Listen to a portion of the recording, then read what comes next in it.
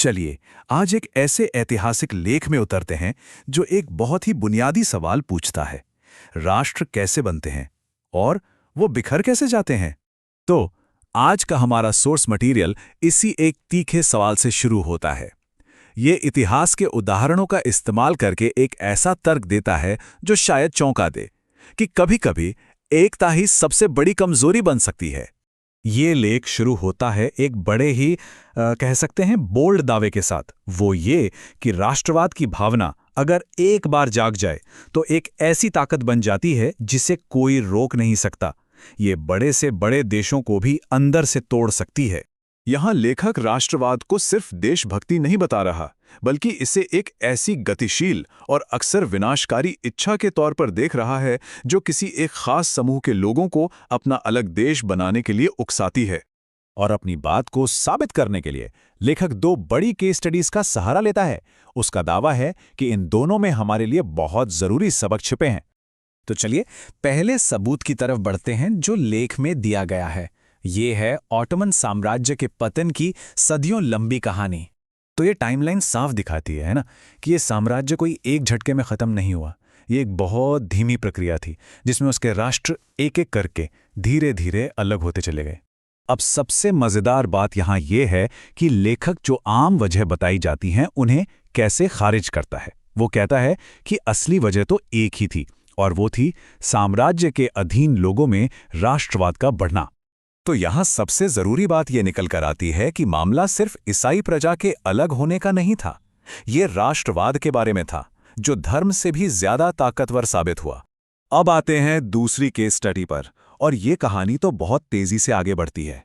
ये एक ऐसे देश पर है जो पहले विश्व युद्ध के बाद बना और मुश्किल से 20 साल ही टिक पाया। सिर्फ 20 साल। ये लेख इस छोटी सी उम्र पर खास जोर देता है, ये दिखाने के लिए कि इसे तोड़ने वाली ताकतें कितनी तेज और कितनी जबरदस्त थीं। ये पूरी कहानी दिखाती है कि राष्ट्रवाद की मांगें कैसे बढ़ती चली गईं।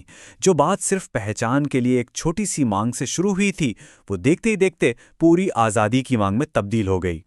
लेखक का जो नतीजा है वो बिल्कुल साफ है, एकदम सीधी बात कि जर्मनी का हमला तो तभी मुमकिन हो पाया जब देश के अंदर ही गहरे मतभेद थे। तो चलिए अब विश्लेषण की ओर बढ़ते हैं और देखते हैं कि इन दोनों मामलों से लेखक अपना मुख्य तर्क कैसे बनाता है। लेख का तर्क है कि भाई आप इसे पसंद करें या ना करें, राष्ट्रवाद को आज के दौर की एक बहुत बड़ी राजनीतिक शक्ति के रूप में मानना ही होगा। तो फिर सवाल ये उठता है कि आखिर राष्ट्रवाद को कौन सी चीजें रोक नहीं पाईं।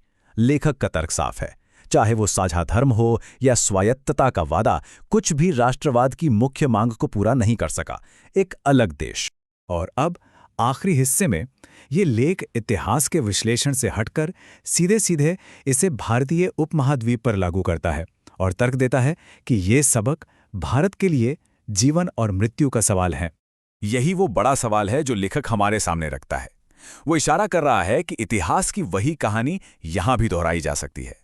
और ये दो रूपक मतलब मेटाफर्स लेखक के उस नतीजे को दिखाते हैं जो शायद सुनने में थोड़ा अजीब लगे, कि कभी-कभी जमीन खोना कमजोरी नहीं होता, ये असल में नई ताकत पाने का एक रास्ता भी हो सकता है।